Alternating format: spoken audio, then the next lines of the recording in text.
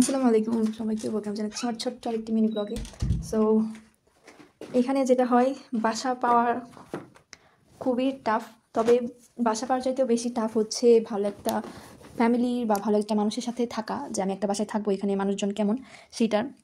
So আমি আলহামদুলিল্লাহ যেখানে আসি, যেখানে যে বাসাতে উঠছি, আলহামদুলিল্লাহ এখানকার একটা পাকিস্তানি ফ্যামিলির সাথে আমি থাকি। সো মাশাআল্লাহ এত সুন্দর, এত ভালো তারা মিশুক।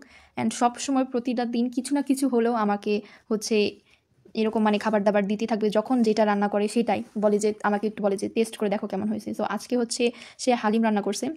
সো ওই যে এক বাটি হালিম দিয়েছে, তারপর হচ্ছে লেবু এবং হচ্ছে যে রুটি। এরা যে রুটি বানায়, ইনশাল্লাহ একদিন আমি শেয়ার করবো। মানে ওনারা হচ্ছে হাত দিয়ে রুটি বানায়, আমরা যেমন মানে বেলুন ফিরি যেটা বলি আমরা, সেটা দিয়ে রুটি বানায় বেলে, বাট ওনারা একদম হাত দিয়ে এরকম গুড় রুটি বানিয়ে ফেলে। আমি জাস্ট ওই দিন দেখে অবাক হয়ে গেছি। সো একদিন আমি দেখাবো আপনাদেরকে ওনারা কীভাবে করে। সো এই যে আলহামদুলিল্লাহ, মানে বাসা পাওয়াটার চাইতে বেশি কঠিন হচ্ছে এখানে একটা ভালো মানুষজনের সাথে থাকা।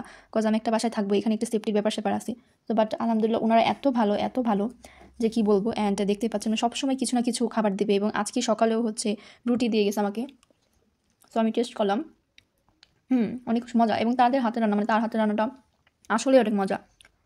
আর যে কোনো ধরনের সমস্যা বা যে কোনো ধরনের প্রবলেম হলে তাকে বললে বা তাদের বললে ইজিলি তারা হচ্ছে সলভ করে দেয়। অ্যান্ড ইভেন জব পাওয়ার ক্ষেত্রে অনেক হেল্প করছে তারা আমাকে। তো এরকম একটা বাসা এবং এরকম একটা বাসার মালিক অস্ট্রেলিয়াতে পাওয়া অনেক টাফ। তো আলহামদুলিল্লাহ আমি পেয়ে গেছি।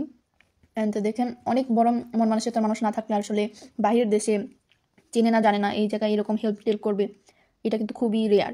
বাট আলহামদুলিল্লাহ আমি পেয়েছি। তো সবাই আমার জন্য দোয়া করবেন, আর বেশি বেশি লাইক এবং ফলো করবেন। আল্লাহ হাফিজ।